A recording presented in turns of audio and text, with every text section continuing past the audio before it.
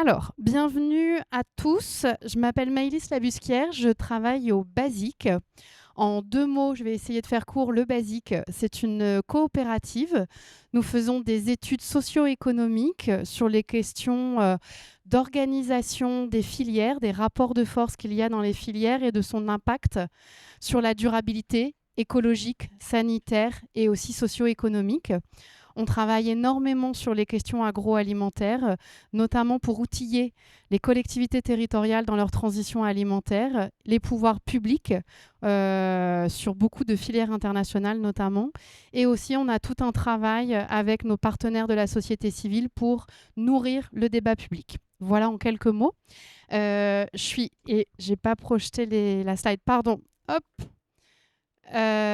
Pour que vous voyez nos intervenants. Normalement, voilà, super. Venez devant, venez, on m'en repart.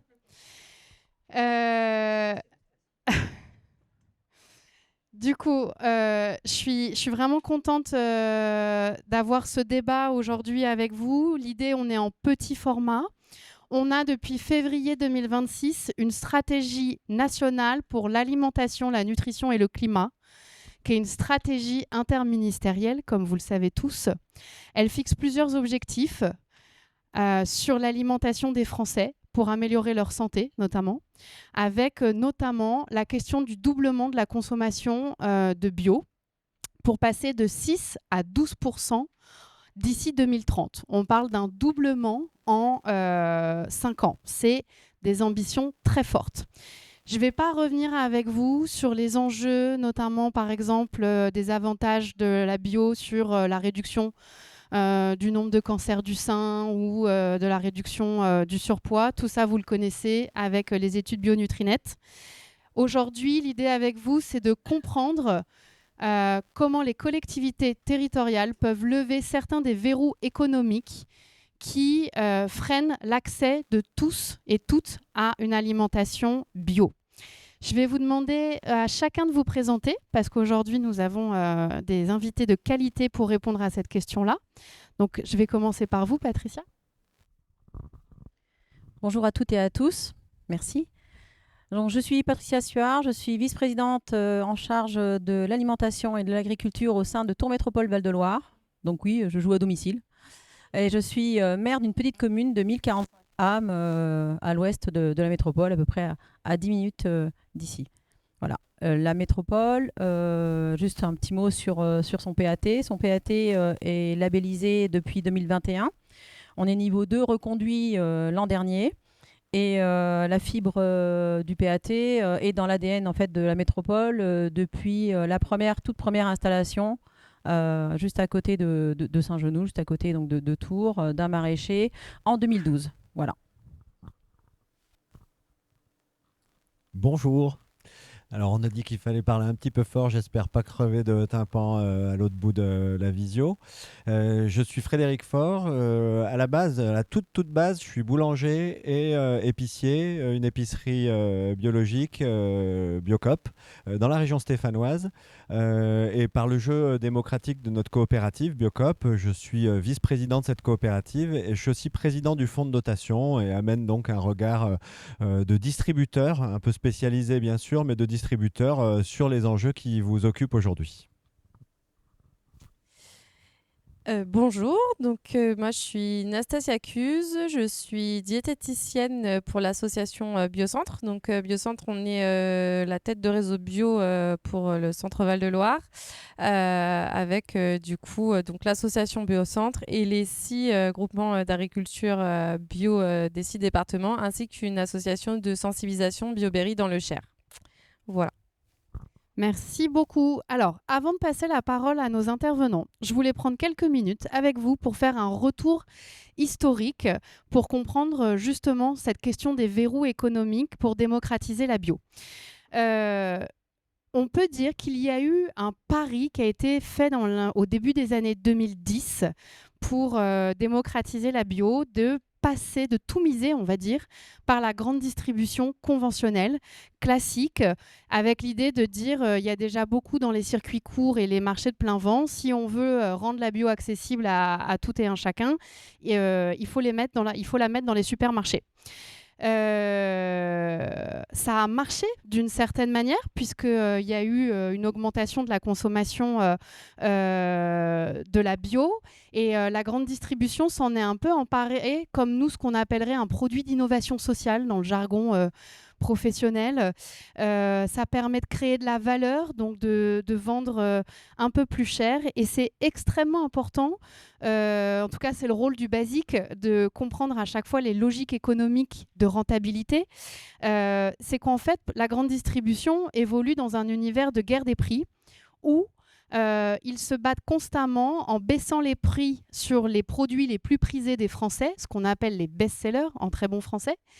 Et du coup, quand on baisse ses marges sur des premiers prix ou alors sur des produits très prisés, il faut pouvoir les retrouver par ailleurs parce que ça constitue, selon nos estimations, environ la moitié des ventes en supermarché. C'est une centaine de références, mais c'est une grande partie des volumes vendus. Donc du coup, on a des produits d'innovation ou des produits de niche où on sait que le consommateur va un peu moins regarder le prix en faisant ses courses et on va pouvoir augmenter les prix pour avoir des marges plus importantes. C'est ce qu'on appelle la péréquation. Peut-être que vous avez déjà entendu ce terme. Le BASIC a travaillé pour la Commission européenne à objectiver ce phénomène-là sur la filière cacao-chocolat et on arrive à un chiffre complètement fou sur le marché français de voir des tablettes de chocolat 70% bio-équitables vendues avec 23% de marge nette. Donc c'est quand même un quart du prix, c'est énorme. Et c'est encore mieux quand ce sont les tablettes équivalentes en marque distributeur, donc la marque du supermarché. On est arrivé à une moyenne de marge nette de 32%. Donc là, vous avez un élément extrêmement concret qui a été d'ailleurs reconnu par les professionnels de la filière française qui vous montre que mécaniquement, puisque on a très peu de marge sur l'essentiel des ventes, on est obligé de rendre des produits tels que la bio plus chers pour se rattraper. Enfin, on est obligé, c'est le choix qui est fait de se rattraper sur ces produits-là. Et c'est très connu pour les fruits et les légumes, etc. Qu'est-ce qui se passe quand on a l'inflation alimentaire à partir de 2022 qu'on a connu avec un effet terrible sur le porte-monnaie des consommateurs? Eh bien, tout d'un coup, les consommateurs se tournent moins vers la bio. Du coup, il y a moins de rotation. Du coup, il y a moins de bénéfices générés en grande distribution. Et là, on commence à déréférencer, c'est-à-dire enlever des rayons, une partie de la diversité des produits bio, relégués dans un coin du magasin. Et on a tout d'un coup quelque chose qui n'aide pas, enfin devient un cercle vicieux où il y a de moins en moins de rentabilité, de moins en moins de ventes puisque c'est peu mis en avant. Nous, ce qu'on a estimé, c'est qu'en 2023, quand on regarde tous les circuits, c'est-à-dire donc la grande distribution conventionnelle dont je viens de vous parler, mais aussi les restaurants, etc., on plafonne, quand on prend la bio, les produits équitables et les produits de terroir, AOP, etc., à environ 8% des ventes alimentaires. Or, pour nous, ce sont les modèles, les produits qui peuvent rémunérer les agriculteurs et réduire les impacts écologiques et sanitaires. Quand on regarde même, dans ces 8%, on a essayé d'isoler la partie de produits bio, terroirs et équitables vendus chez les discounters. Parce que chez Aldi et Lidl, quand j'avais étudié la filière lait, les produits laitiers, on peut retrouver des produits AOP ou bio jusqu'à 30% moins chers. C'est énorme sur un prix produit. Mais au final, ça n'a pas vraiment démocratisé les ventes puisque on plafonne à 3% des ventes en bio, équitable et terroir qui seraient réalisées en marque distributeur et chez les discounters. Donc vous voyez, on reste sur quelque chose où on est en difficulté pour augmenter cette consommation. Donc du coup, l'idée de ce détour un peu historique et de ces grands chiffres, c'était de vous permettre de comprendre pourquoi on a besoin de s'appuyer sur d'autres débouchés aujourd'hui. avec le levier des politiques publiques. On va parler évidemment du rôle des PAT, des pouvoirs publics de manière plus générale, des collectivités territoriales dans leur rôle de fournisseurs d'acheteurs, voilà, merci, pour la restauration collective publique et la restauration scolaire. Et pour nous, c'est fondamental de regarder en particulier la question des financements publics. Je m'arrêterai sur ce point. On a réalisé une étude, ce qui s'appelle les coûts sociétaux de l'alimentation, du système alimentaire. Au début, on l'a fait pour le Secours catholique, les CIVAM, Solidarité Paysans et la Fédération française des diabétiques sous le nom de l'injuste prix de notre alimentation. Et dedans, on a recensé l'ensemble des financements des pouvoirs publics locaux, français et européens qui vont aux acteurs du système alimentaire, depuis l'agriculture jusqu'à la distribution. Ce qu'on a estimé, c'est qu'en 2021, seulement 3 milliards d'euros allaient aux acteurs de la bio, de l'équitable et du terroir, pour le dire rapidement, des filières vertueuses qui génèrent moins d'impact, alors qu'en vis-à-vis, il y avait 40 milliards pour les filières, les chaînes de valeur plus conventionnelles. Là, je parle vraiment toutes filières confondues. Donc, vous voyez que les financements publics, quelque part, organisent, perpétuent ou verrouillent l'organisation des filières telle qu'elle est. Et donc, c'est fondamental de pouvoir repenser aujourd'hui le rôle de ces politiques publiques, de ces financements publics pour favoriser la bio dans les autres débouchés. Donc, on va commencer aujourd'hui avec Patricia Suard qui va nous expliquer la manière dont la métropole de Tours a essayé de diversifier l'offre de qualité, l'offre bio, dans les magasins de proximité et en particulier dans les restaurants privés, commerciaux, parce qu'aujourd'hui, l'agence bio estime qu'on a 1,5% de vente en restaurant privé qui est de produits bio. Donc on est face à une situation où je pense qu'il y a une large marge de progression. Je vous passe la parole. Alors, je vais essayer d'aller quand même assez vite, parce que je pense que vous avez chaud et moi aussi. La métropole, donc, dans son projet alimentaire territorial, installe des maraîchers. On en est quand même au 9e maraîcher, enfin agriculteur installé par les métropoles. On a une certaine obligation de respecter donc l'HVE, mais on a cette chance d'avoir la totalité qui s'est installée en bio. Donc nos maraîchers étant bio, certains d'entre eux, pas la totalité, ont choisi de distribuer leurs produits via le marché de gros de la ville de Tours, qui est installé à Tours. Et donc je suis là pour témoigner en fait de notre expérience avec le marché de gros dans le cadre de la restructuration de cet outil. Donc je vais essayer de m'efforcer de vous relater un peu ça. Oui. Donc le marché de gros regroupe en fait en un seul lieu les acteurs de l'approvisionnement des commerces de proximité en zone urbaine et rurale de la région et de la distribution de produits alimentaires et horticoles. Le marché de gros, qui pourrait d'ailleurs être considéré comme un MIN, un marché d'intérêt national, au vu de ces critères, les critères qu'il remplit déjà, n'est malheureusement pas reconnu en ce terme par l'État.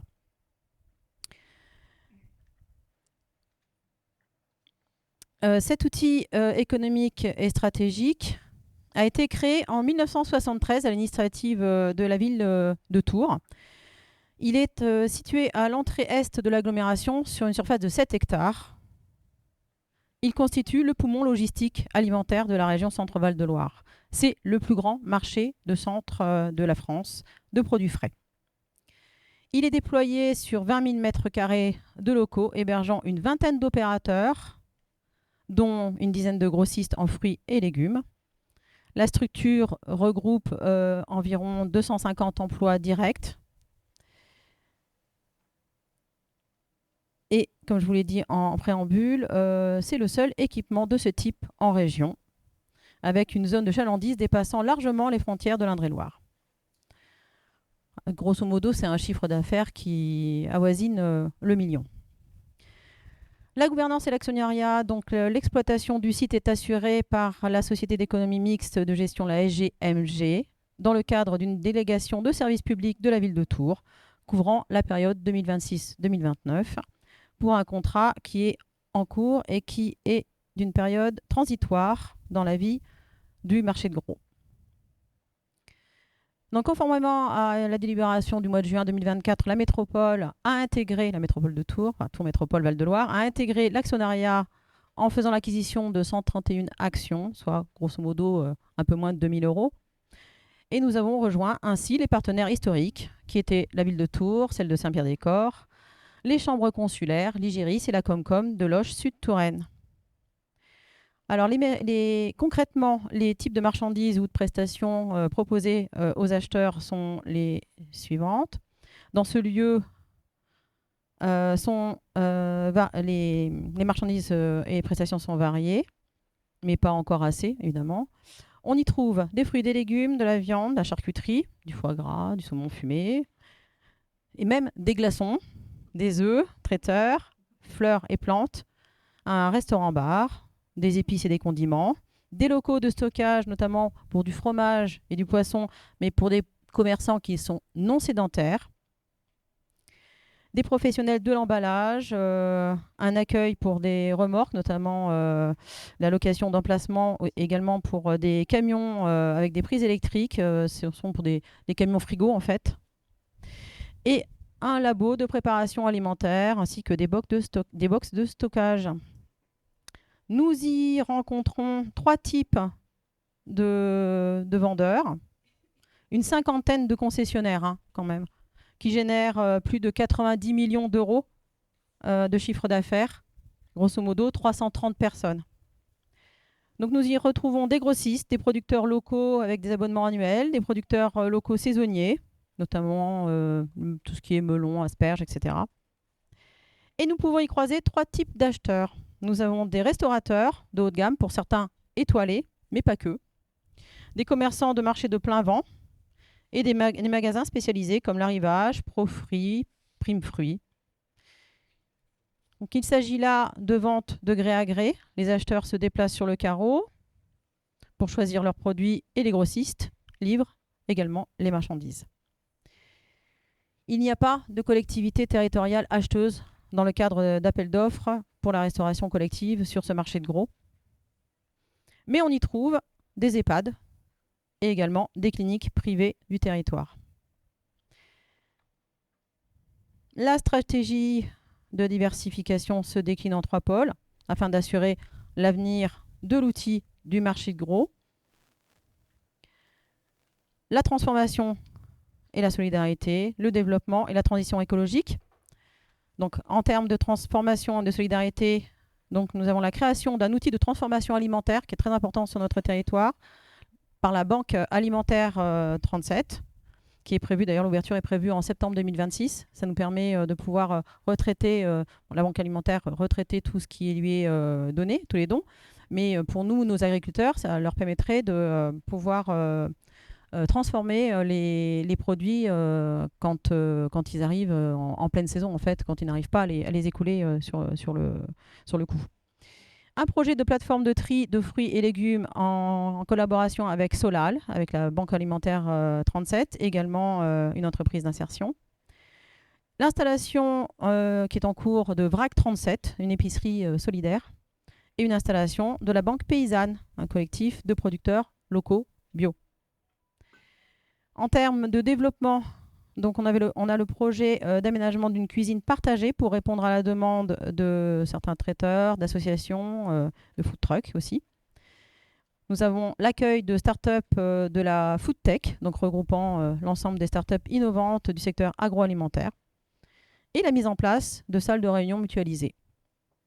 Et enfin, en ce qui concerne la transition écologique, l'accueil de transporteurs décarbonés pour répondre aux enjeux de la logistique urbaine durable, comme Avelo 37, et la récupération des déchets bio par un éleveur de porc. Voilà. Donc les déchets bio sont recyclés.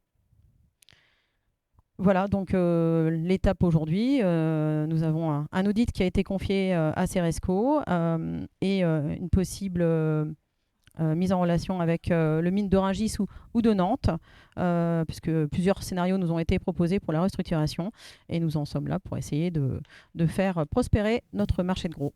Voilà.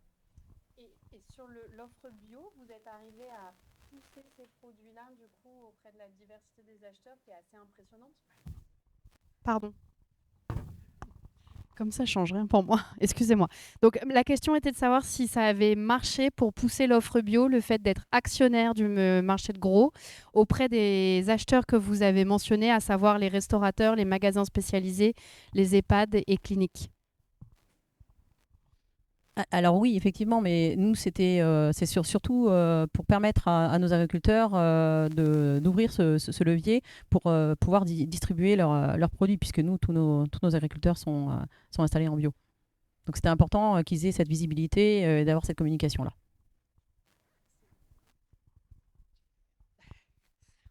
Merci beaucoup. Donc on voit, parce qu'effectivement, ce n'est pas toujours une politique publique à laquelle on pense, la politique publique actionnariale. Donc on tenait à témoigner, enfin, ce que vous puissiez témoigner aujourd'hui. On trouve ça extrêmement intéressant. Ensuite, l'idée était de pouvoir prendre le temps de regarder le rôle des magasins spécialisés. Pour ça, on est ravis d'avoir la Biocoop, qui n'est pas des moindres acteurs dans le secteur. Pour rappel, les magasins spécialisés en bio, ce serait autour d'un tiers des ventes. Donc, c'est vraiment pas négligeable en termes de poids par rapport à la GMS classique dont je parlais au tout début en introduction. Est-ce que Frédéric, vous voulez bien nous indiquer quelles sont les coopérations possibles avec les territoires et ce que vous attendez des pouvoirs publics pour rendre la bio plus accessible? Mais carrément, merci de proposer un auditoire comme ça. On rentrera certainement dans le détail après avec des échanges, etc. Je me suis dit que c'était aussi intéressant de vous apporter ce regard en fait de la distribution. Alors certes, encore une fois spécialisé, mais de la distribution en général. On s'adresse à l'être humain quand il se transforme en consommateur, comme vous vous adressez à eux quand ils sont citoyens habitants d'un territoire. Et nous, la conviction qu'on a aujourd'hui, c'est que l'accès à l'alimentation de qualité, c'est-à-dire une alimentation qui a un rôle positif, un impact positif sur notre environnement ou sur notre santé, ce qui nous occupe tous et vous en particulier, ça ne peut plus passer par le choix individuel. Vous connaissez tous l'histoire du colibri, elle est géniale, on adore. Moi, j'ai commencé ma carrière de militant avec le colibri et Pierre Rabhi. Bon, le colibri, il en a plein son sac à dos, il en a un peu ras le pompon. Et là, maintenant, le colibri, il faut qu'il se tourne un peu, un, vers le pélican et deux, vers le dirigeant de la forêt.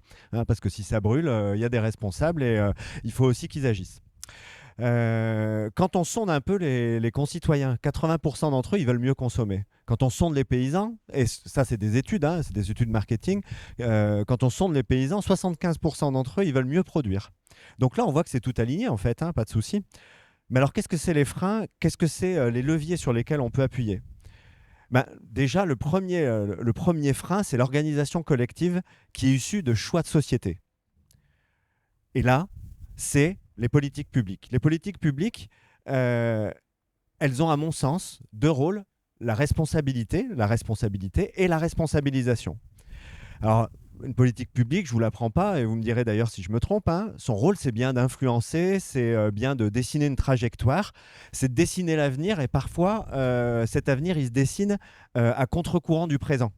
Nous, les entreprises, c'est court-termiste, c'est 5 ans. J'espère que les politiques publiques, elles vont un petit peu plus loin que 5 ans. Et effectivement, on parlait de l'analogie de la forêt, c'est plutôt 40 que 5 ans. Nous, ce qu'on voit comme se dessiner comme solution, c'est de basculer vers un système alimentaire d'intérêt général. Aujourd'hui, le système alimentaire, il vise surtout des intérêts plutôt particuliers, plutôt économiques, plutôt court-termistes. Avec une influence sur la consommation, comme tu le rappelais Alice, je ne vous refais pas le dessin, effectivement plutôt tourné vers de l'économie plutôt que vers l'écologie ou la santé. Et c'est là qu'on est quand même obligé de signaler que la bio, ce n'est pas un mode de production uniquement exigeant et qualitatif. C'est surtout un outil qui est au service d'une transition qui est nécessaire. Je ne sais pas si aujourd'hui vous avez remarqué, mais cette nécessité, elle se fait un peu sentir. Hein. On voit bien que là, on est arrivé un peu au bout du truc. Ceux qui ne veulent pas le voir, bon, ça commence à faire un peu chaud, quoi. Alors, dans cette réalité, dans cette nécessité, on va parler du prix. Le prix, c'est une réalité. Produire en bio, à l'hectare, c'est moins productif. Ça nécessite plus de main-d'œuvre, etc. Effectivement, c'est relativement disqualifié vis-à-vis d'une agriculture conventionnelle. Et puis derrière, quand on parle du prix, on parle aussi du concept de commerce équitable. Respecter le vivant, c'est avant tout et en premier respecter les êtres humains. Hein. On fait partie du vivant, hein, jusqu'à preuve du contraire. Et c'est pas tant ce problème-là, c'est que le problème, comme l'explique très bien le Basique, cette étude qui est assez incroyable, pour moi c'est un livre de chevet, l'injuste coût de notre alimentation, qui est vraiment éclairante, c'est que c'est avant tout une construction sociétale. En vrai, comme je vous le disais, c'est plus cher. Mais c'est plus cher si on regarde à un endroit. Si on circonscrit en fait l'étude du prix juste au prix consommateur. Ça l'est beaucoup moins cher si on change d'échelle et qu'on change l'appréhension du coût. Qui paie le prix de notre agriculture conventionnelle ? Les Bangladais avec la montée des eaux, les personnes fragiles avec les canicules, les diabétiques avec l'ultra-transformation et une alimentation trop sucrée. Ça, c'est des vraies questions. Savoir sur toute la chaîne de valeur qui paye le prix de notre alimentation. En déportant en fait le centre de la fabrication de ce prix, en changeant d'échelle, en organisant la production et la logistique, en encourageant les alternatives moins efficaces mais finalement plus vertueuses, on a des leviers très concrets et accessibles. Là, vous sentez que je vous tire un peu par la manche.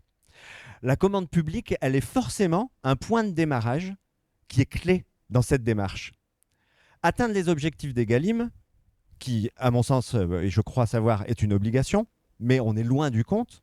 Donc, s'obliger à atteindre ces obligations, encourager la réponse aux appels d'offres par des opérateurs plus spécialisés, mais aussi plus vertueux, notamment par l'allotissement de ces marchés publics, c'est-à-dire permettre aux opérateurs de territoire, peut-être vous, de répondre plutôt que Sodexo ou Sodebio et j'en passe.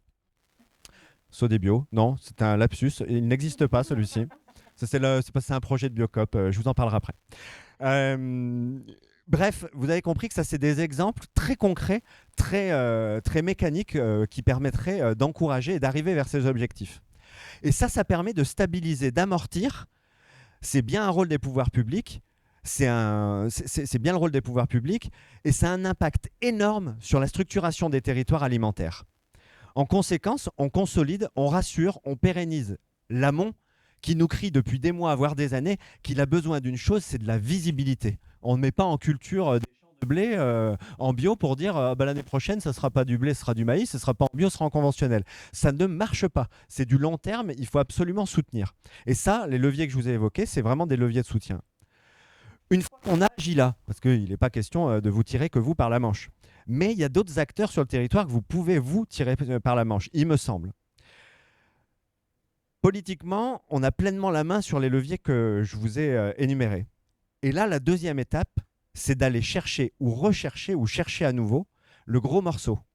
Déjà évoqué, le rôle majeur des distributeurs, c'est un lien direct avec les consommateurs, ils sont dans la négociation commerciale, ils ont une place prépondérante dans la chaîne de valeur du commerce alimentaire. C'est le dernier arrêt avant le consommateur, c'est nous qui leur parlons, c'est nous qui communiquons des valeurs, etc. Ce lien, il est hyper important. Cet acteur, en fait, même si moi, Biocop, et dans mon parcours, j'ai toujours tiré sur la distribution, on a bien vu que ça ne marchait pas.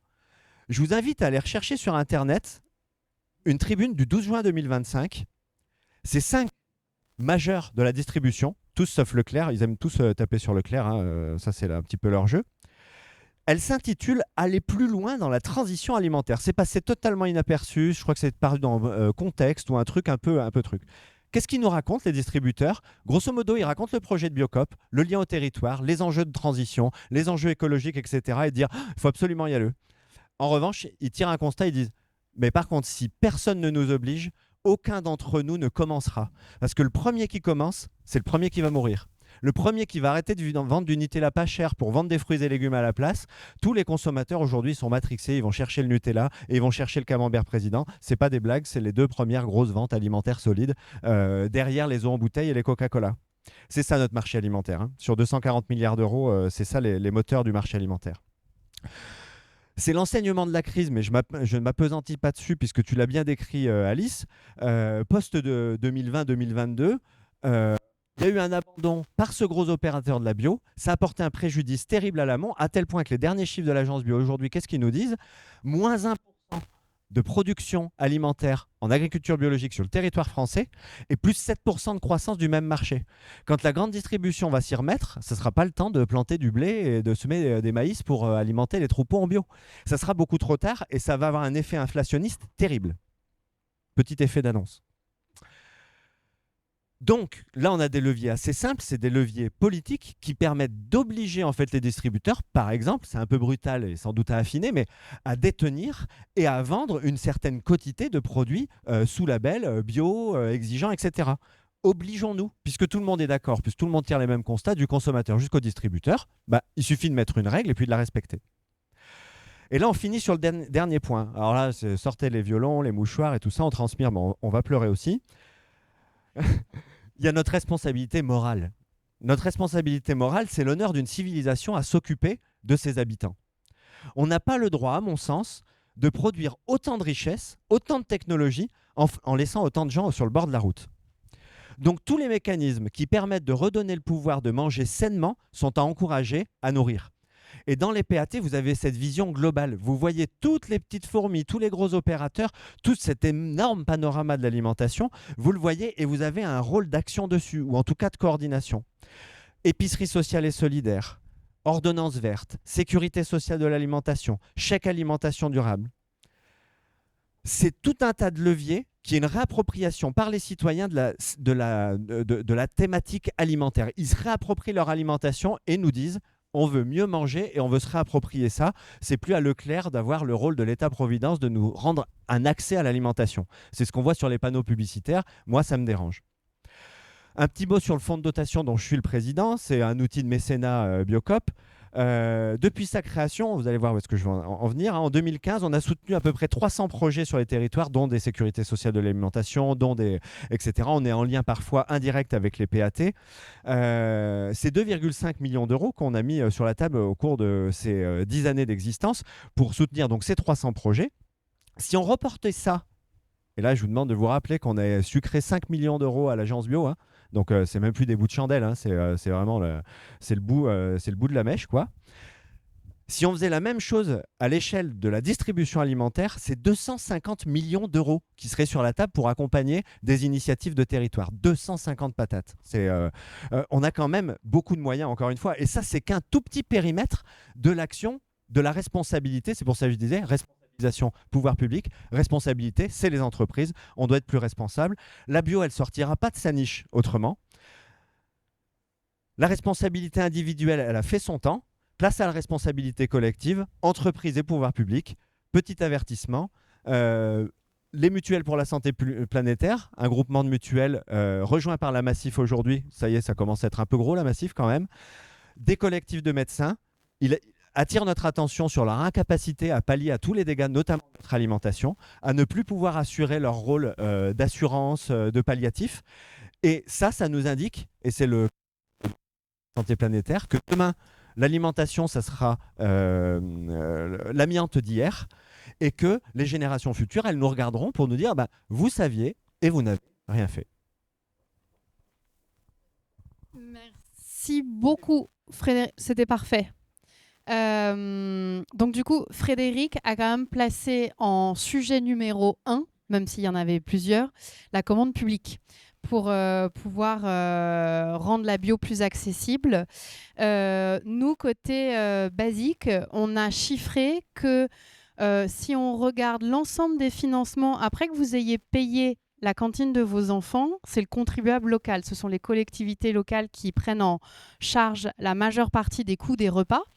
Et on a calculé qu'en prenant l'ensemble de la restauration collective publique, au-delà des écoles, on arrive à une somme d'environ 10,5 milliards en 2021.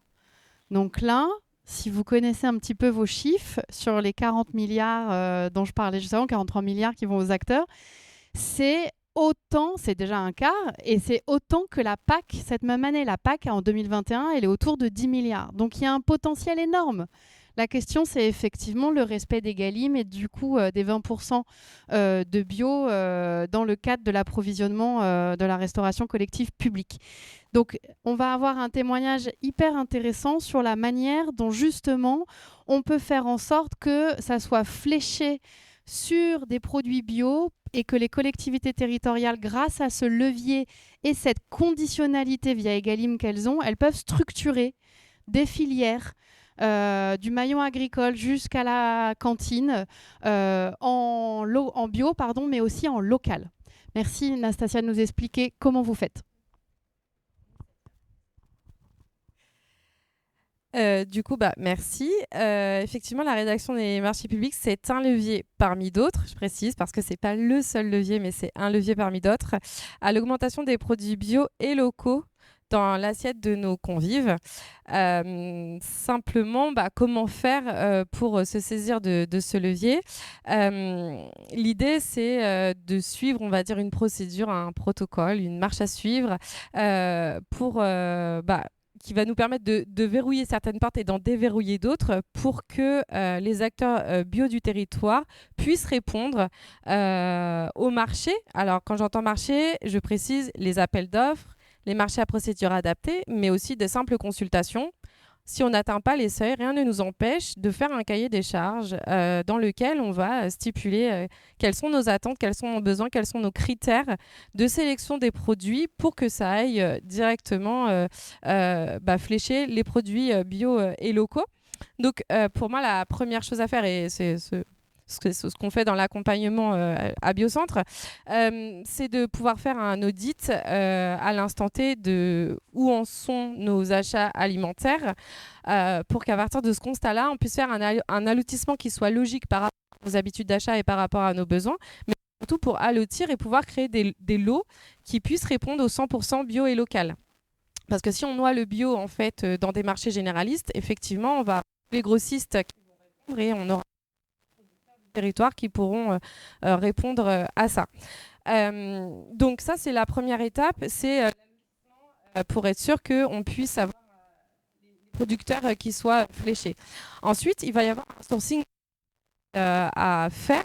Et pour ça, on a besoin de nos ressources sur le territoire, c'est-à-dire au niveau bio, les GAP, les groupements d'agriculture, et les PAT, puisque vous êtes les maillons quand même territorial qui est proche de tous et notamment au niveau des territoires et des agriculteurs qui peuvent répondre, et ça nous permet de faire le lien donc entre les collectivités et nos producteurs. Ça permet de faire le lien qu'il faut pour qu'ils puissent on puisse échanger déjà, répondre aux objectifs, savoir ce qui est possible ou pas de faire, sachant qu'il y a quand même un gros qui s'avère être souvent un frein, mais en tout cas, il y a un gros sujet logistique sur lequel il faut pouvoir répondre avant même de rédiger le marché pour que tous les freins soient levés et que les producteurs puissent répondre favorablement au marché que vous allez, en tout cas que les collectivités vont publier. Il ne faut pas oublier justement par la logistique de s'appuyer sur toutes les plateformes existantes de regroupement de producteurs, associations de producteurs, comme pour notre paroisse, Manger Bio en Centre-Val de Loire, mais il en existe d'autres. Par exemple, donc nous en région, mais Manger Bio, il y en a partout en France. Nous, on a aussi une plateforme qui s'appelle Sur le Champ en Eure-et-Loire, qui regroupe à la fois des produits bio, mais pas que, aussi des produits conventionnels ou labellisés, et qui permet en fait de s'approvisionner localement, surtout les produits qui sont attendus par la loi Egalim et qui répondent du coup au marché public de l'Eure-et-Loire. Voilà, donc ça permet un accès facilité au bio et au local pour les acheteurs, et c'est une étape clé à ne surtout pas manquer pour pouvoir après rédiger clairement les marchés. Et donc après, c'est l'identification de tous nos besoins et de nos critères de sélection également dans la rédaction de nos marchés, de nos cahiers des charges, qui vont faire qu'on va pouvoir ouvrir la porte à nos producteurs ou pas. Et du coup, je reviens à ce qui était dit ce matin, c'est qu'on a des magnifiques outils qui nous ont été donnés par le CNRC, notamment le Closier, pour permettre un approvisionnement plus durable et de qualité en restauration collective, qui nous permet de lever des freins comme l'approvisionnement direct producteur. Aujourd'hui, on n'a pas le droit de dire qu'on veut un produit français, qu'on veut un produit local, qu'on veut qu'il vienne de moins de 50 km, etc. Mais on a cette clause, par exemple, qui nous permet, sur un lot 100% bio, d'identifier qu'on veut un approvisionnement direct producteur. Donc, ça veut dire avec maximum un seul intermédiaire. Donc, les plateformes peuvent répondre à ce type de clause. Et donc, ça nous permet de flécher uniquement les acteurs du territoire. Donc du coup, là, ça nous permet de flécher directement le bio et le local. Donc il faut se saisir de ces outils qui sont très bien faits. Pour les avoir utilisés, vraiment, je vous encourage à les lire, en tout cas, à les utiliser pour l'accompagnement des collectivités. Et le CNRC, c'est le Conseil national de la restauration. Pardon, oui. Donc voilà. Et une fois les marchés publiés, une sélection de fournisseurs faite, donc de nos producteurs, de nos plateformes locales bio. Nous pensons qu'il est très important de pouvoir continuer à communiquer et bien suivre nos producteurs qui n'ont pas forcément la connaissance de comment fonctionne une restauration collective. À la fois, nous n'avons pas forcément non plus la connaissance de comment fonctionne une ferme, un maraîchage ou autre, voilà. Donc, du coup, c'est de s'accompagner mutuellement dans la compréhension des besoins des uns et des autres, et surtout de faire preuve de flexibilité. On parle de vivant, l'alimentation, voilà, le maraîchage, notamment, où on va y avoir... et donc, du coup, on va s'adapter à la météo qui va nous donner plus ou moins tel ou tel produit. On s'est engagé. Et aussi de planifier. Parce que, comme vous le disiez très bien, effectivement, on ne va pas pouvoir sortir de Tours qui fait 9000 euros par jour. On ne peut pas sortir X melons de terre comme ça. Ça se planifie.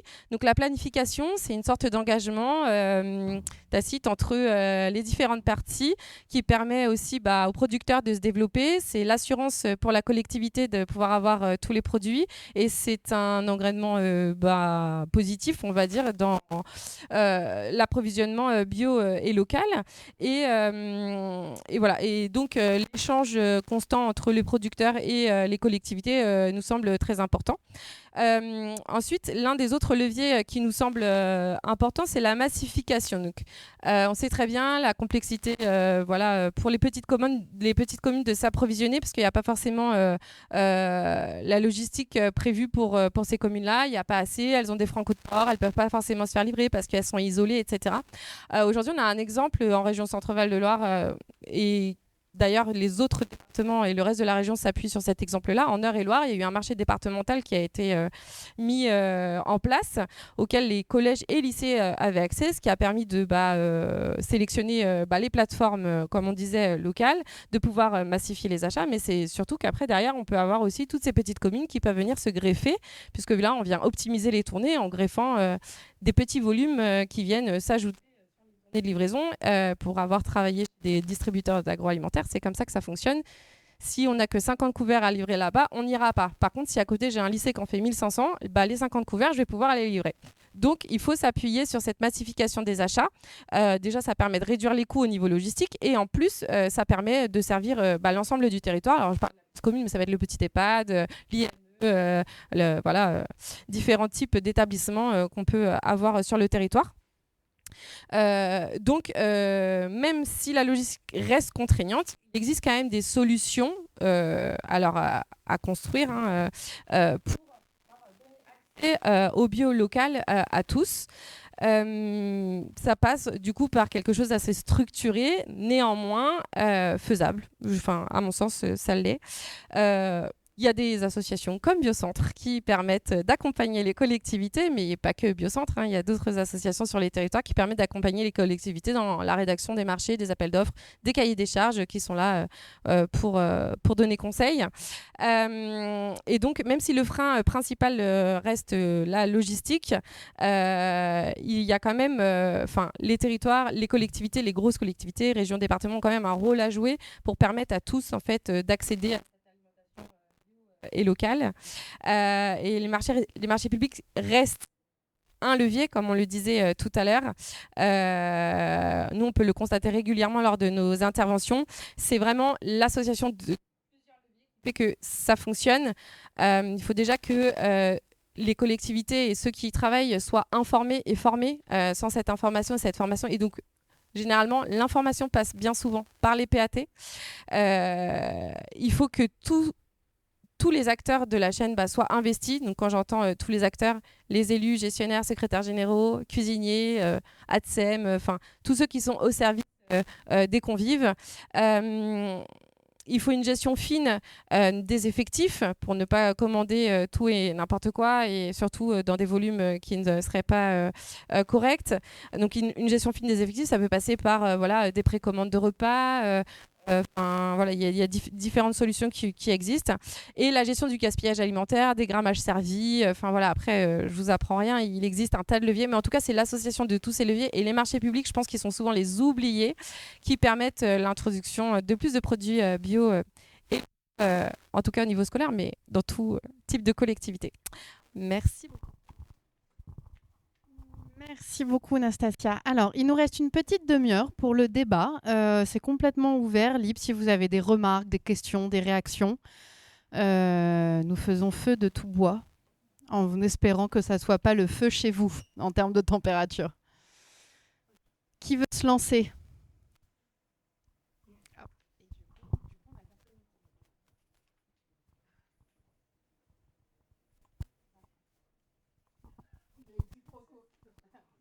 Bonjour, non, mais c'est factice, mais je parle dans le micro quand même, c'est ça? Oui, bonjour, je travaille dans la Nièvre, en Bourgogne-Franche-Comté, pour un PAT d'un pays, mais on a eu l'année dernière un projet un peu à l'échelle départementale qui fédère les 4 PAT, qui était, de manière un peu classique, la même question qu'on s'est posée, de structurer la commande publique et de impulser aussi la structuration de l'offre. Et la difficulté côté offre, disons pour la demande, on est en première ligne.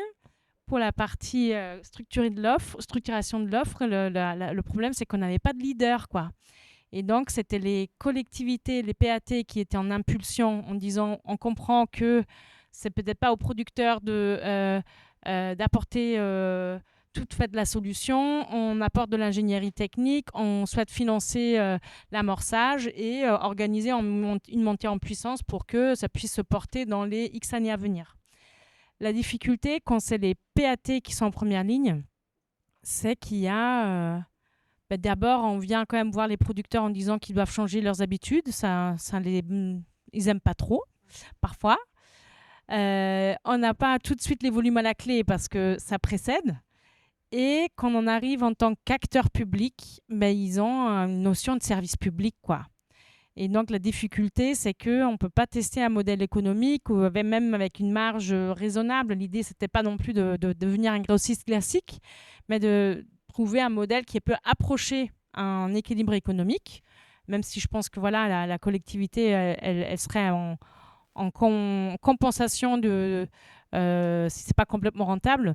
Mais comment rompre un peu ce cercle vicieux quand on n'a pas de leader sur le territoire, que les PAT sont volontaires, mais qu'on n'est pas identifié comme étant le bon acteur parce que on n'est pas un acteur économique, quoi. Et donc, c'est vraiment ça la difficulté. Donc, ce qui m'intéresse, c'est les solutions, mais vraiment, c'est ces difficultés de terrain, de l'écosystème, des jeux d'acteurs qui font que parfois, ça peut quand même bûcher. Merci. Florent, on peut prendre la question parce qu'il y a une frustration de madame qui s'est vue passer devant sans pouvoir... Elle était la deuxième. Hein. Non, c'est pas grave. C'était plus une remarque. Emmanuel Barou, je suis à la DRAF Nouvelle-Aquitaine en charge de l'unité alimentation, donc qui suit les PAT en Nouvelle-Aquitaine. Je voulais juste compléter vos propos qui étaient hyper intéressants sur le fait de l'importance d'adapter les marchés publics pour réussir à capter ces produits bio et locaux de qualité. Et ce que je voulais mentionner aussi, c'était l'importance dans ces établissements-là, c'était l'importance d'avoir des stratégies de restauration durable de manière générale.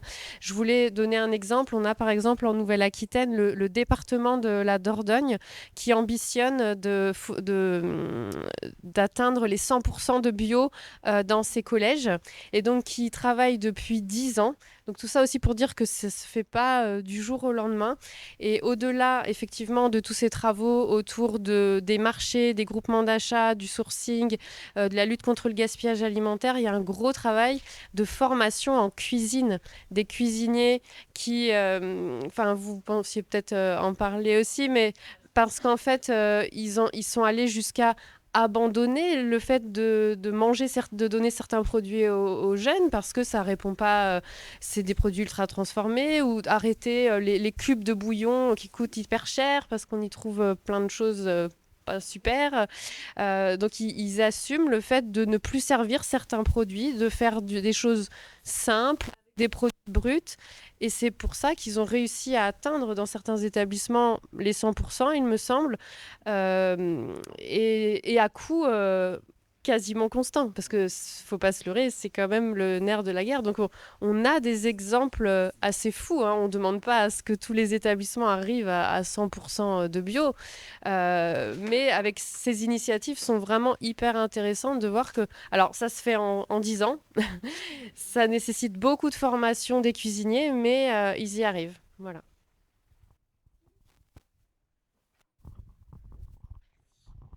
Merci pour ces 2 témoignages. C'est intéressant ce que vous voyez. Ça montre le temps long et les difficultés rencontrées en amont et en aval. Une fois que les produits sont dans la cuisine, donc je trouve que c'est extrêmement intéressant. Voilà, Frédéric veut réagir. C'était par rapport à votre témoignage et pour connaître un peu le territoire de la... À mon sens, et de manière très rapide, il ne me semble pas que le territoire de la Nièvre en soit là dans sa structuration, notamment agricole. Si je ne me trompe pas, c'est grandes cultures et grands élevages. Il y a peu d'opérateurs, même s'il y a un groupement bio, je ne sais plus comment il s'appelle, dans le 58. Peut-être que là, la première marche, c'est de commencer à fédérer ces acteurs alternatifs autour de projets communs, parce qu'on est vraiment sur un maillage là qui est loin d'être celui qu'on peut trouver à proximité d'une grande agglomération, comme par exemple là d'où je suis originaire, région stéphanoise, lyonnaise. Et il y a le deuxième élément, il y a peut-être que l'élan et l'énergie publique doivent être mis sur la structuration et fédérer ces acteurs qui en plus par essence sont individuels. Et le deuxième élément, c'est aussi de créer du débouché, quitte à le pourvoir dans un premier temps par des choses qui ne sont pas locales ou pas à 100% bio, etc. Mais de prévoir ces réservoirs qui permettent au développement d'une autre forme d'agriculture. À mon avis, on en est plutôt là, et l'exemple que vous donnez est très bon, à mon sens, parce que la Nièvre est un exemple de territoire vraiment particulier, dans une temporalité notamment de production agricole qui est quand même bien particulière, avec un faible nombre d'habitants. Enfin, on est quand même sur un contexte parfaitement... Oui, je connais bien la... je connais bien la Nièvre. Il faut que vous preniez le micro, je crois, sinon ils n'entendent pas.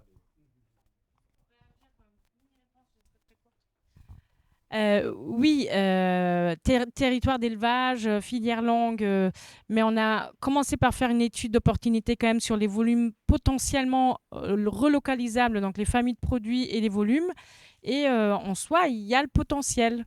Donc il y a quand même des producteurs en circuit court qui travaillent aujourd'hui beaucoup aux particuliers, mais qui sont à 80% intéressés pour travailler avec le débouché de la restauration collective. La question, c'est comment, voilà, et pour être à niveau quoi.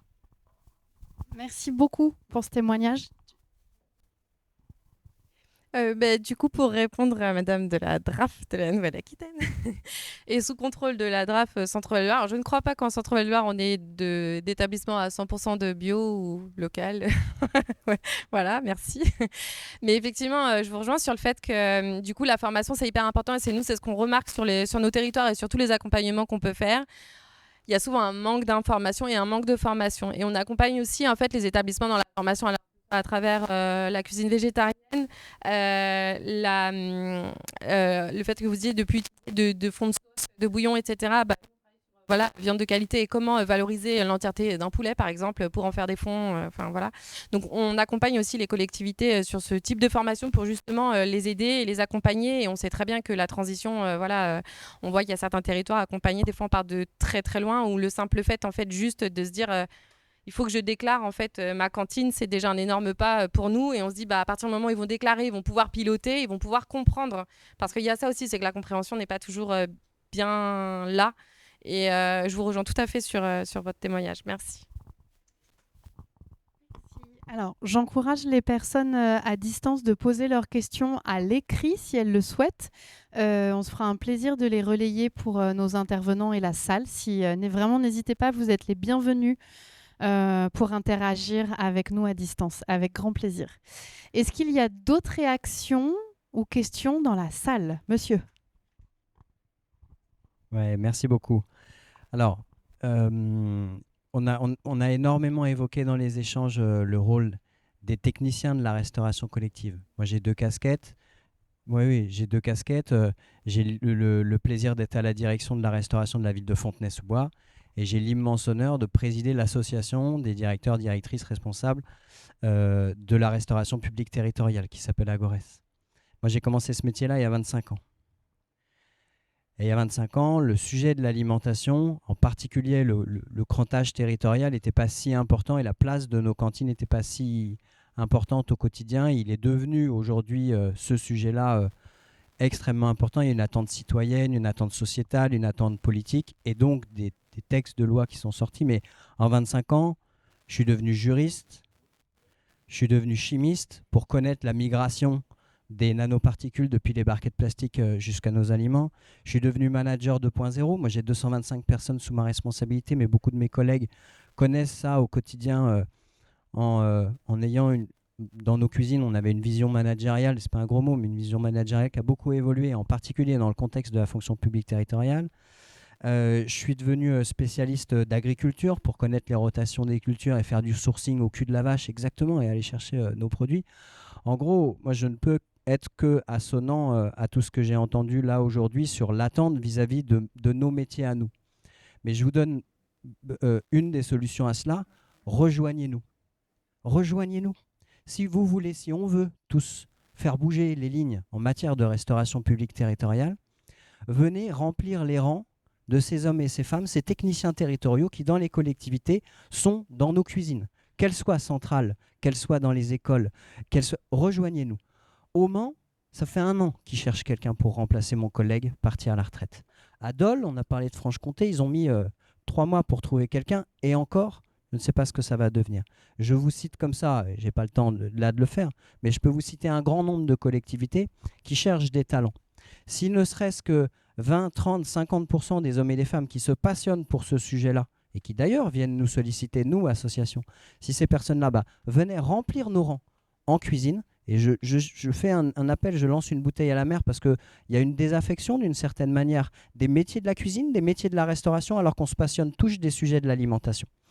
Donc il y a là, très concrètement, quelque chose à réussir collectivement, que les métiers des collectivités, les métiers territoriaux de l'alimentation sont attractifs, on a des choses à faire valoir, et pourtant, on ne reste pas suffisamment attractif pour que les gens nous rejoignent. C'est probablement ça qui sera le game changer des 15 prochaines années pour que ça marche.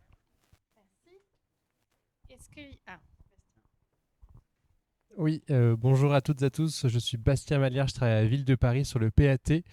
J'avais une question peut-être plutôt pour vous, Frédéric.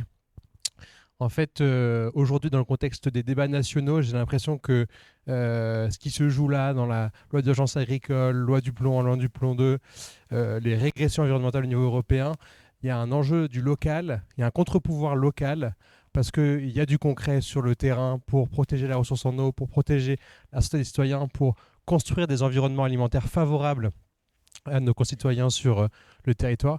Et la question va être la suivante. On a parlé de restauration collective, c'est un vrai levier. Un deuxième levier aussi, gros débouché, c'est justement les environnements alimentaires. Est-ce que nous, en tant que collectivité, on pourrait avoir des leviers d'action pour favoriser favoriser justement ces environnements alimentaires favorables pour les concitoyens. Je pense au fait que les biocoop, notamment constituent, par exemple, pour Paris, vous façonnez des environnements alimentaires où vous rendez accessible sur le dernier kilomètre des denrées bio qui peuvent être en circuit. Voilà. Donc la question peut-être qui s'adresse pour vous et peut-être aussi pour ce qui se passe à Tours aussi, c'est-à-dire reconnecter les filières via un marché qui permet de façonner de la distribution massifiée et des coûts logistiques réduits jusqu'au dernier kilomètre dans les centres. La première chose qui me vient, telle que je perçois le rôle des PAT en particulier, des pouvoirs publics entre guillemets en général, on a parlé en fait de différents problèmes d'accessibilité. Il y a l'accessibilité par le prix. Ça, je pense que Alice le soulignait, je suis d'accord avec ça, on en a tous conscience, le distributeur notamment, mais toute la chaîne agroalimentaire, je veux dire, l'agroalimentaire, l'industrie agroalimentaire a aussi sa responsabilité dans la construction de tout ça. C'est le premier point, on est d'accord. Je pense que celui-ci, il est entre guillemets facilement levable. Ensuite, vous l'avez évoqué, il est hyper important, c'est l'accessibilité géographique. J'ai Lidl à 200 mètres, j'ai Biocoop à 4 km. Même si j'ai trouvé des pâtes au même prix parce que je les cherche, je ne vais pas faire 4 km avec mes sacs et tout ça, c'est pas possible, ça n'existe pas. Ou beaucoup plus compliqué. Et le dernier, c'est l'accessibilité culturelle. C'est le rapport qu'on a à l'alimentation. Il faut savoir que nous, dans les magasins et avec le poids qu'on a essayé de mettre sur une forme de popularisation de la bio, c'est un vrai sujet, la popularisation de la bio. C'est comment, donc nous par exemple à Firminy, on reçoit des écoles et on essaie de communiquer, non pas en tant que commerçant, mais de s'approprier tous l'alimentation de qualité. Qu'est-ce que ça veut dire ? Il y a une déconnexion de plus en plus grande, notamment des jeunes populations avec leur alimentation. Et peut-être qu'il y a un rôle pédagogique dans les PAT, je ne sais pas si c'est dans les attributions, mais qui peut être hyper intéressant à mon avis. Parce que c'est une question d'appropriation sociétale. Nous, on a des gens qui rentrent dans les magasins, attirés par des mouvements, des collaborations avec des institutions du territoire, qui ne se sentent pas à l'aise. C'est pas une question de prix, c'est pas une question de produit, c'est juste ils se sentent pas à l'aise parce que c'est pas leur monde, parce que c'est pas pour eux, c'est une définition, c'est comme ça, c'est une matrice. Donc je mets ça et je pense que dans la restauration collective, en plus de rejoindre, on a les mêmes problèmes que vous, monsieur, pour recruter. Le travail n'est pas très attirant ces temps-ci, depuis 2020. Effectivement, il y a, à mon avis, ce levier aussi dans les cuisines collectives. Moi, le premier PAT que j'ai fait, c'est à Saint-Étienne. Ils étaient, il me semble, un peu précoces. Il y a déjà un bout de temps. Et il y avait un gars d'une restauration collective. C'était les hôpitaux de Saint-Étienne, je crois. Donc, il avait quelques repas à faire, hein. Il avait un discours incroyable sur l'accessibilité, ce qu'il comptait proposer et la façon qu'il avait de voir l'alimentation. Il était visionnaire et hyper engageant pour la transition alimentaire. Il parlait de se plier plutôt à la nécessité de production. Et qu'est-ce qu'il y avait ? Si cette année il y a de la carotte, on va manger de la carotte, on va transformer de la carotte. Et on va apprendre aux gens à aimer la carotte. Voilà, je m'arrête là, mais je vous rejoins. Il me semble que le levier d'éducation pour rendre le truc populaire me semble très important.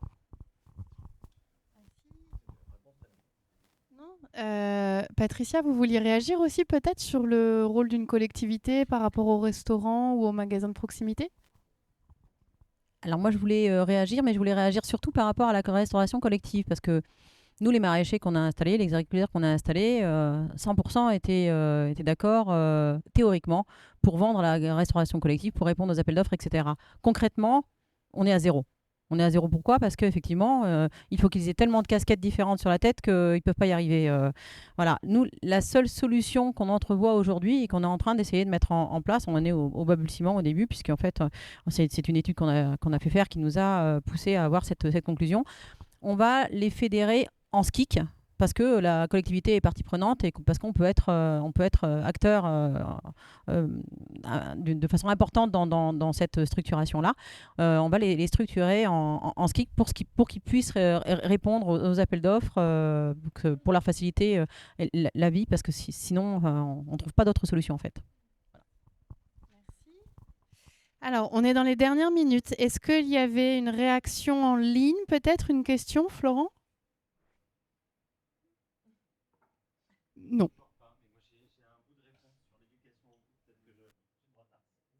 Je vais réfléchir. Non, bien sûr. Florent Lardic, donc co-directeur de Terres en Ville. C'est au sujet de il y a plusieurs leviers, hein. Vous avez évoqué le levier Frédéric moral, l'engagement moral et puis moral sociétal, parce on s'engage moralement peut-être ensemble et moins on est isolé, plus l'effort est facile à faire. Mais vous avez parlé d'éducation au goût.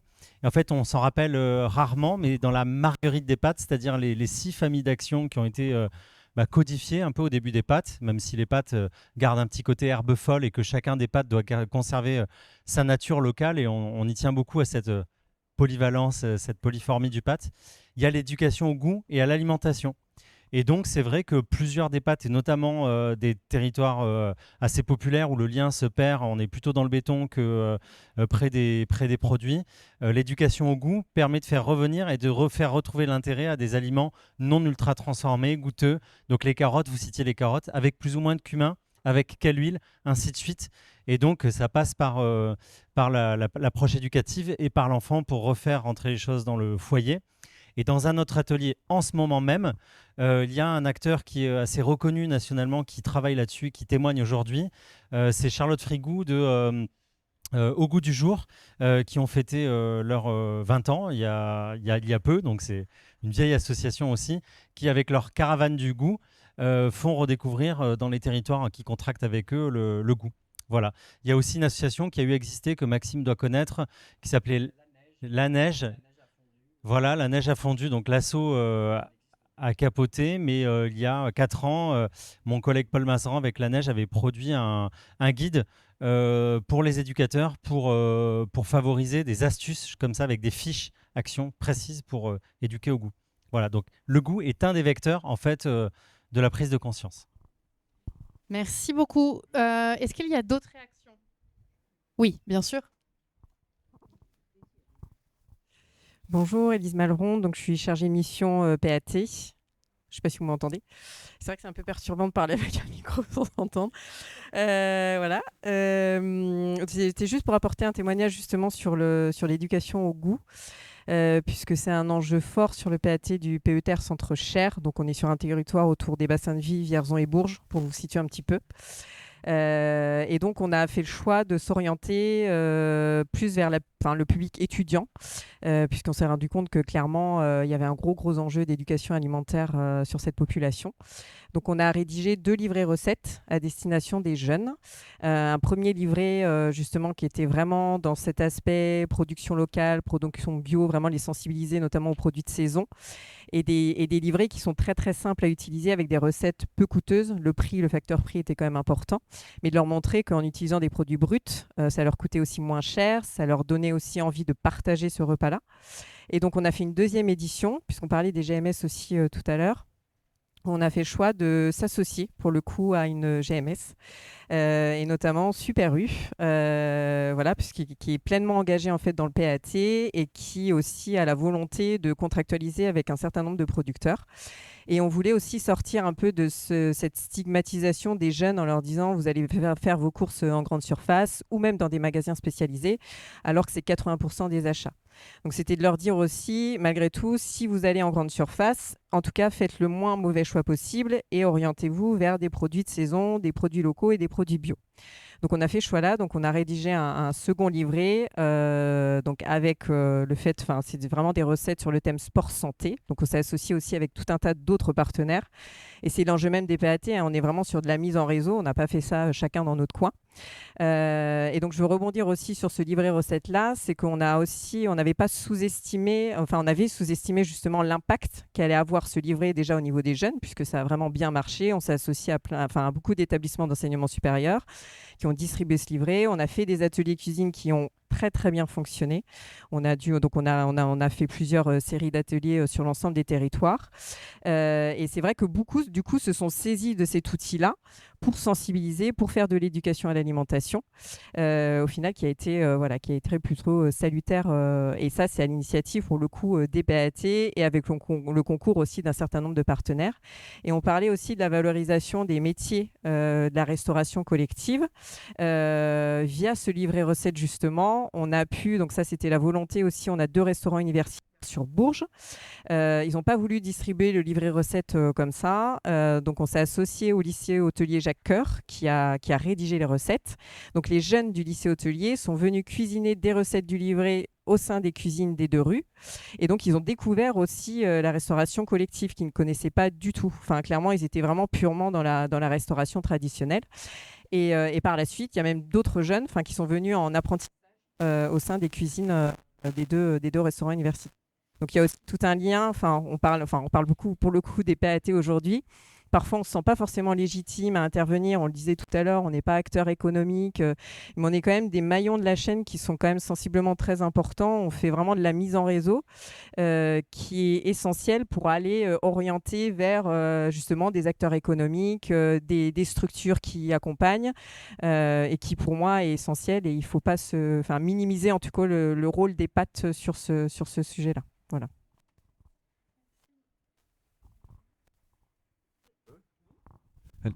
Ça me fait penser, il y a deux choses. Il y a l'IDRI, dont j'ai pas la traduction de l'acronyme, qui ressemble un petit peu au basique et qui poursuit des recherches sur les études sur les comportements alimentaires, notamment, qui est vraiment un organisme extrêmement intéressant. On a eu une présentation l'administration de Biocop et un truc, moi, ça m'a rassis sur ma chaise. Le plus gros consommateur de viande, c'est l'étudiant. Ce qui est quand même juste hallucinant. On se dit, mince, il faut qu'il mange de la viande au moins une fois par jour. Non. Dans le bol alimentaire, dans la catégorie de population, la catégorie qui mange le plus de viande par jour et par habitant, c'est les étudiants. Ouais, donc, on se dit, mince. Mais après, on comprend mieux la démarche. McDo, toute la junk food, il y a énormément de steak haché, de viande, etc. dedans, en fait. Voilà. Donc leur ration, je ne sais plus, c'était en nombre de grammes par jour, assez hallucinant. Voilà. Ça, c'était parce que des fois, il faut dépasser les idées préconçues de l'alimentation et du rapport à l'alimentation. Et le deuxième, c'était juste pour vraiment... nous, sur le PAT de Saint-Etienne, et puis de ce que j'ai entendu de l'approche globale qu'on a, nous, il y a avec Biocop dans le PAT. Donc le machin qui fait 1% de l'alimentation sur le territoire, c'est le seul présent en tant que distributeur, alors que c'est une des clés de l'accès à l'alimentation. Donc c'est hyper bien, au contraire, c'est presque hyper eu même, c'est hyper bien que ces opérateurs-là fondamentaux s'intéressent, et je me dis que c'est un de vos rôles et que c'est tant mieux, et que c'est super, tant mieux. Ouais, franchement, c'est hyper important. Je voudrais peut-être faire quelques mots de conclusion, à moins que vous ayez quelque chose de brûlant à dire dans cette salle très chaude. Ça va ? Ce que j'entends par rapport au rôle d'ensemblier des PAT, ce que moi je trouve intéressant, c'est que est revenu quand même beaucoup les enjeux de durée. Je ne sais pas si vous l'avez noté, mais cet enjeu de pouvoir, par les pouvoirs publics, avoir une sorte de planification de la production, puisque le bio ne se décrète pas du jour au lendemain, et que du coup, pour être en capacité de répondre à la demande, il faut pouvoir se projeter dans le temps. Il y a eu aussi la question de formuler des règles pour que les pouvoirs publics mettent en fait les acteurs économiques, conventionnels, ou magasins spécialisés en bio, ou même à l'intérieur des acteurs conventionnels, des règles du jeu communes pour pouvoir ne pas être systématiquement dans ce jeu de concurrence et de guerre des prix qui, alors qu'ils peuvent demander ces règles, créent une sorte de fuite en avant en fait, pour être compétitifs dans un cadre de concurrence européen. Et aussi la question de sécuriser les débouchés pour les agriculteurs, pour les transformateurs, pour l'ensemble des filières, ce qui est une capacité de la commande publique, quitte à ne pas être locale au tout début, comme ça a été dit, et de pouvoir s'assurer que, alors que ça prend du temps de structurer, il y aura à l'horizon des débouchés possibles avec toute une éducation aussi, notamment de nos plus jeunes, vers cette alimentation brute, saine, bio et locale. Voilà, donc je tenais à vous remercier de votre présence, parce que je sais que c'est pas évident de tenir assis comme ça, concentré après un bon repas dans cette chaleur. Je tiens tout particulièrement à remercier chacun des intervenants de s'être déplacés, d'avoir pris le temps, d'avoir réfléchi ensemble pour faire ce débat. Merci beaucoup. Et vous avez 10 minutes de pause avant la reprise de la plénière.